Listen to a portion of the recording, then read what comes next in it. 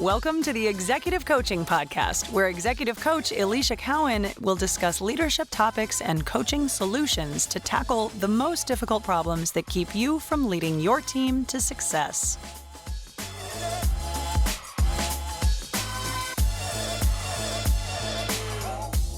Hey there, executive leaders. It's Alicia Cowan. Welcome to episode 89.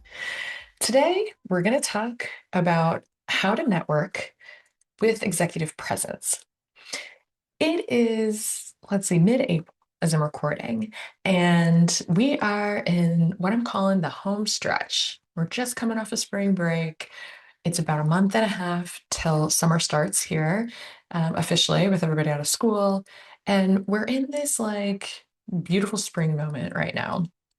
And this energy that I'm feeling this year is that so many people are in a job hunt right now. And so I want to talk about the networking piece specifically, especially for you executives that are my audience. This is the key to everything when we're talking about the executive job search.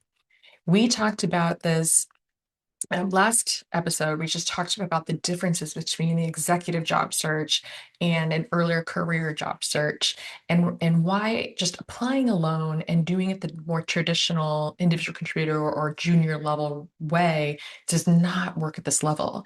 And that may seem very obvious to some of you, but a lot of you may not. And I think providing some of those distinctions about the job search, I think are super important to make sure that you understand the difference in the job search at this level. And the last time I actually talked about networking as an executive was back in 2024. I was actually going back to see if I had talked about this before, and it was episode 34. So it was a long time ago now.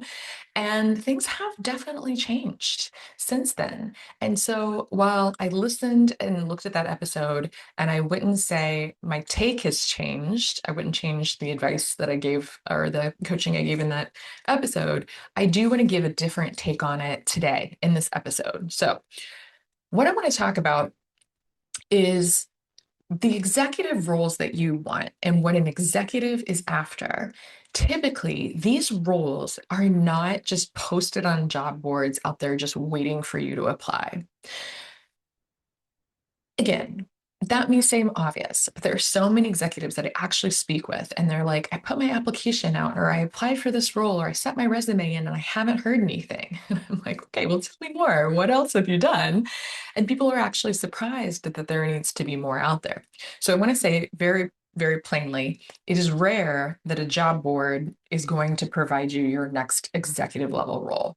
The roles for the senior executive level, they're being discussed and with people through their network. They're maybe internal, but they may be, people that they know. They're going to look and tap into somebody that way. They're rarely being posted out there.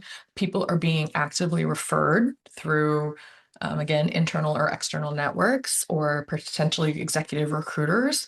And then a lot of times they're often just co-created with some of the leaders. I mentioned that in my last episode that I recently talked to a leader that was just tapping into his network, somebody he had worked with before. He got connected to a CEO founder of a company, and just through sheer conversation, they had a fantastic conversation. It ended up co-creating a senior level role within this organization for this individual that is going to be a fantastic opportunity. And all of this work, all of these roles, this all happens through your network.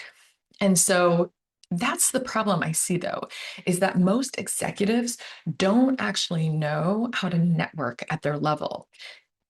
Why I think that is, I think so hard, or so often they're so hard working and they're so dedicated to what they're doing and the work in front of them, they kind of often forget about this portion and this I would say extracurricular activity, if you will. When you're not in a job search, they forget how to do this and forget the importance of this.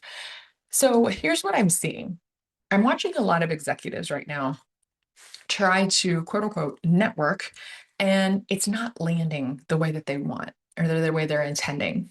So some examples of this is they can be either like too transactional and they're like, it feels like graspy or like desperate or coming from a place of scarcity, or sometimes they're too vague. They might be stemming this vagueness that might be stemming from a lack of confidence or just a lack of just clarity. They don't know exactly what they want. So if they don't know exactly what they want, then they definitely can't convey that to somebody else. Or I've definitely seen executive leaders be too hesitant. I had somebody that gave me this example of they just said, I hate asking for help and I don't want to ask for help from somebody else. And so what the result is, these feelings, they end up manifesting in ways of like, they'll reach out to their network and they just kind of come across like a little bit soft, just kind of like, oh, well, let me know if you hear of anything. Or they go out to their network with this unclear ask, and then the person they're connecting with has no idea what their need is. Or they're going out, if they're feeling graspy, they're making it like almost like a salesmanship type of vibe where it's entirely about themselves. And all of these things, none of this reflects executive presence and what you need to carry at the executive level. So let me talk about the identity shift that you need to have. This is the shift that actually helps change everything. So most people show up like a job seeker, like they need something, or like they're trying to impress or sell themselves. How you need to show up and what the identity shift can be is you want to show up as an executive as a peer colleague to this person. You want to show up as a strategic thinker. You want to show up as someone who creates value and co creates this value with somebody else. So I want to be clear. You are a peer to your network. You are not a junior level employee. And I always crack this joke. I'm like, you're not going and applying for a job at the mall. So you don't want to have your hand out and ask to fill out an application, right? So you want to show up in a way that reflects the level that you are at. And as an executive, if you don't believe that, this is what I want to stress. It's going to show immediately, whether you verbalize it or not, the energy that you carry, the demeanor that you have, the identity that you have absolutely shows up in your interactions. And this is the type of work I do with clients. So let's get really practical in this episode. I'd like to give you some tactical tips about like what you should actually be doing, who you should be actually reaching out to. So I get this question all the time. Who should I network with? Who should I be contacting?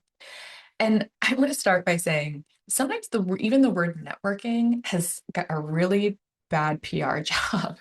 And what I mean by that is a lot of people feel like the networking connotation is just got this like stigma about it. People picture like being at a conference with a name tag and like handing out business cards. And that's not it. I would say, even if you need me to reframe it, I would say let's consider networking for the sake of this podcast. Let's just consider it connecting with people that you care about. Okay. And if that helps you reframe it, just scratch that networking term out of your head.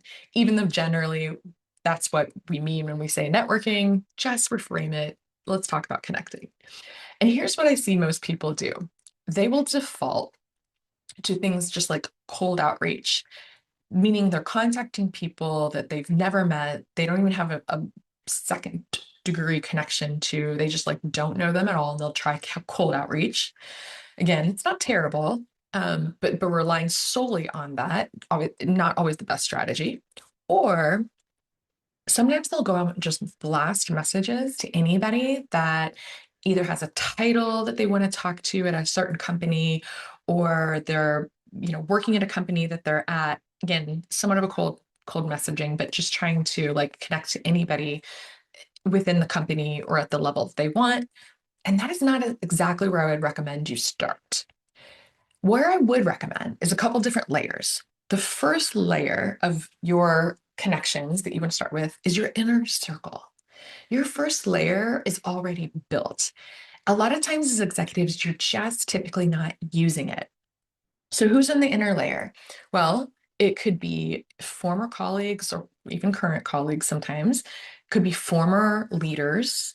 It could be peers that you worked alongside with, people that have seen you perform. It could even be vendors that you've interacted with. These people are the people who can actually speak to your value. It's the first layer that this is the group that most people avoid. Why? Well, I think psychologically it's because reaching out to this innermost circle feels maybe vulnerable, maybe uncomfortable, maybe you feel overexposed.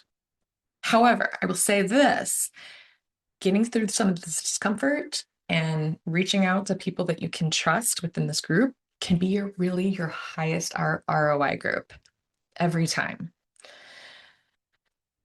Layer two, people who know your work, even it's maybe been a while. So this is maybe the people that are beyond that inner circle, but maybe they were more cross-functional partners, people from like far removed organizations that you've worked with in the past. Maybe again, they're clients, maybe they're stakeholders, external partners, vendors, etc. So again, you have that inner circle you work with very closely. This is like that next ring. You might have still worked with them. They might just be a couple more clicks away from where you are currently. However, if they have experienced you at your level, they're relevant. Even if you haven't talked in a few years, that next layer can be really, really helpful for you. Then layer three, this is more of a like strategic proximity. This is not randomized, but yes, you can and should expand beyond that layer one, layer two immediate network. But this is where executives need to be a little bit more thoughtful. So this doesn't look like random cold messages where you just do like spray and pray outreach. Instead, this could be strategically reaching out to people and companies that you are interested in, people that are adjacent to the roles that you want, and people that are 1 to 2 degrees away. But there should be a reason that you're reaching out and not just access to them. And typically, you want to try to find people that you have in common with these people so that you can have a potential introduction or a potential tie. So this isn't just coldly blindly reaching out with no reason. Okay. So those are kind of the different layers of when I'm thinking about how you reach out and tap into your network. But I also want you to think about people you can also help out. And this is where executive presence really can show up in a different way. So what I want to offer here is instead of just thinking who could support me or who could help me in this job search, you could flip it and also think, where can I contribute? And who might benefit from me reaching out and having a conversation with me? Like, who could I help connect someone to? Who could I offer some support to maybe somebody that might just need even just a connection or conversation? And so the best networking conversations should not feel and don't feel one-sided. I think that's a lot of what the fear is that people have, is that it will just feel transactional. And definitely that is not the goal here by any means. So, okay, so that's again some very tactical ways to think about who should I reach out to. And I want you to use like a tool here, a quick filter, and you can use this before you reach out to the person. You can ask yourself 3 simple questions. Simply, when I'm reaching out to my internal network, do they know my work? Or are they close to somebody that does know my work? 2, is there a very clear reason that I'm connecting with them? And 3, can I bring value to this conversation? And if the answer is an absolute no across the board, I consider a pause and then refining and tailoring your approach here. So now you know who to contact, then how you show up in these conversations is everything, because having access alone does not create that opportunity. Your executive presence does. So now let's talk about, what does executive presence look like in networking? Again, let's make this so practical. So a couple of things that I want to talk about. The first thing is this is going to sound so cliche, but authenticity and genuine energy. Now, I know this is again very cliche message, but you've got to be yourself and you've got to be real. And what I mean by that is removing this like armor and the need to like be like over polished and making this like interaction feel performative. People can feel it.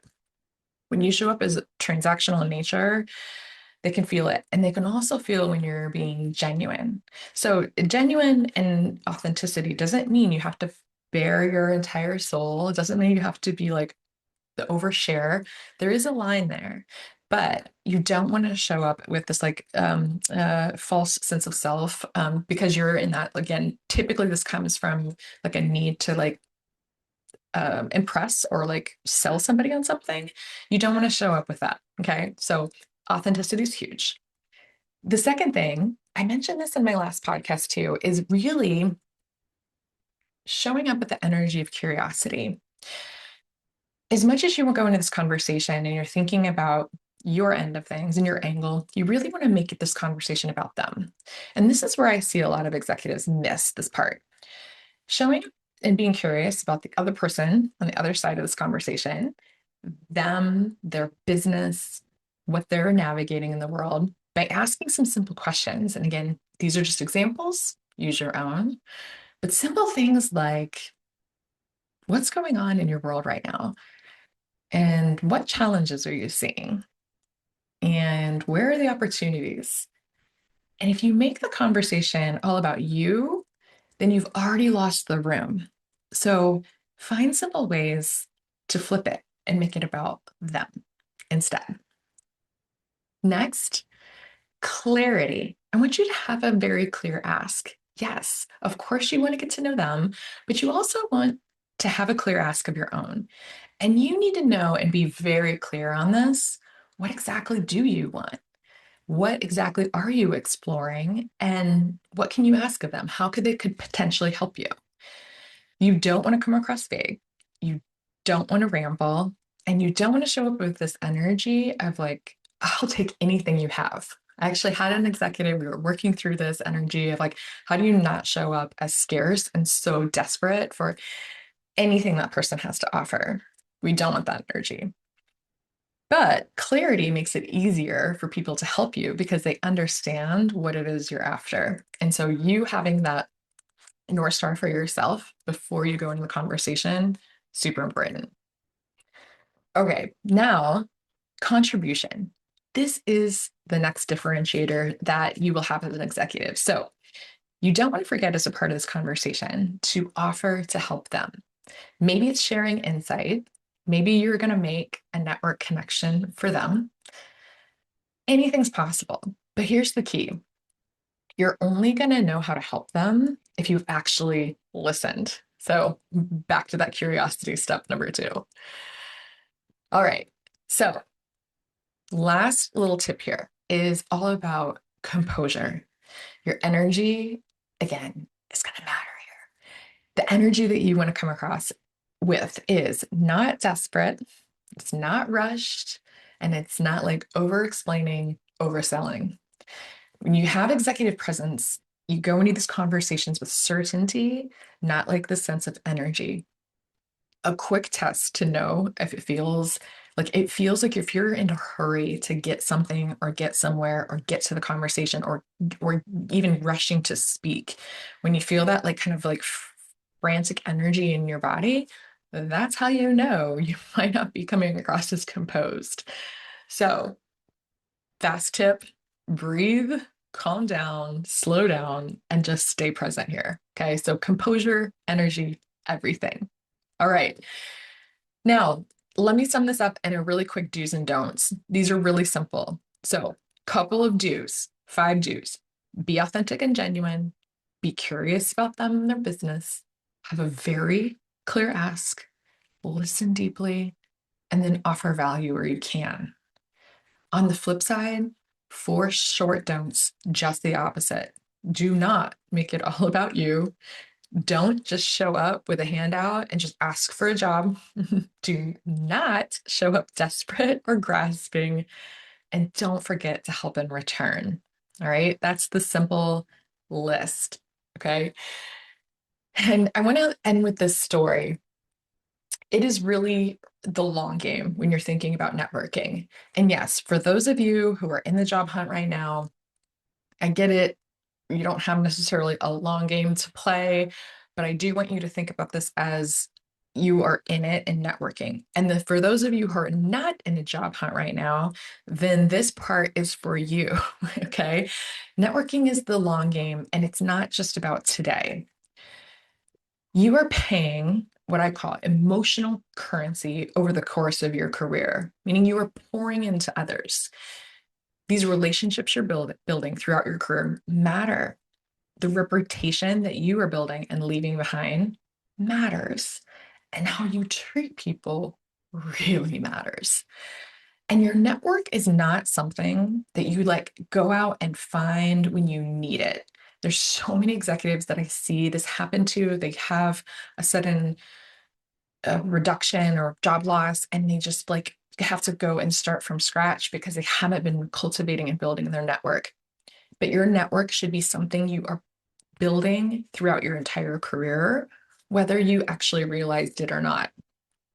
So I want to give this example. I was sitting with an executive recently, and it's somebody that gets asked for career advice all the time. So she said to me, she said, I easily have like 10 different requests in my inbox right now. And this was just the time that we were sitting and speaking. And she said, I have such a limited amount of my time to give to these asks. She's like, of course, who am I going to give it to? And then she said something that stuck with me that I want to share with you. There was somebody that out of these requests had reached out to her for help, and it was somebody she had worked with before. This person did not treat her well back when they worked together. And now this person is surprised that she has risen throughout her career to the C level and has been very successful. And he is actually at the same level that he was when they worked together. And she said, I'm actually really surprised he reached out to ask for my help. And of course, when she decided, who am I going to give my time to? This was not one of the people that made the cut. So I want to let that land with you. People remember your interactions, and your reputation compounds. And that's why I say this is a long game, because it's a very hard situation to tap into your network when you are in a desperate situation and you have not built one. So let that be a story that will sink in with you and have you thinking about whether or not you have that network and what you could do today to start building your network that you want for tomorrow.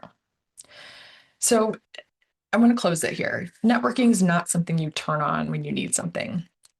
It is ongoing. It's super intentional, and it's very relational. It's all about, again, it's connection. I hesitate to use that word network, but I think everybody knows it more in that context. And if you said professional connection, but it's how you stay visible, it's how you stay relevant, and it's how you stay connected at this executive level. And at this level, networking is not about going out there and just asking for opportunities. It is 100% how you show up in the rooms that you're in. It's so all those things encompassed your executive presence, the clarity that you have, the energy, and the way that you treat others. So the best opportunities that I've heard from all of my clients and my network that I've talked to, these opportunities are coming from these powerful conversations. So if networking feels uncomfortable or like awkward or even ineffective for you right now, it's not usually just a tactics issue. Like going out and just doing more things is not necessarily going to lead you to the right results. You've got to reshift and really look at things. It could potentially be a mismatch in your identity, something going on with your confidence, or maybe something going on with your positioning. And so this is the type of work I do with my executives and my leaders that I coach. That is the big thing that you have to think about is you're not asking for opportunities at this level. You are positioning yourself as an executive leader so that they come to you and that you can create and co-create these roles and use your network in a way that is going to feel rewarding and reciprocal, not transactional. All right, leaders, that is what I have for you this week. And again, if you were in the job search, I know that it can be a tough time. I know that it can feel exhausting. It can feel sometimes like you're alone, but you are not. I promise you, you're not the only one out there that is in this position. And so, again, if you are in a job hunt or if you know somebody that is, I am so happy to support you or them. Just reach out. All you have to do, go to my website. It's Alicia Cowan Coaching. It's ELISIAKEOWN coaching.com. You can set something up or reach out to me directly there, and we can have a conversation and talk about what you have going on for you. If you know somebody that's in job hunt, feel free to share it with them. And as always, thank you so much for listening. I will see you next time. Bye, friends.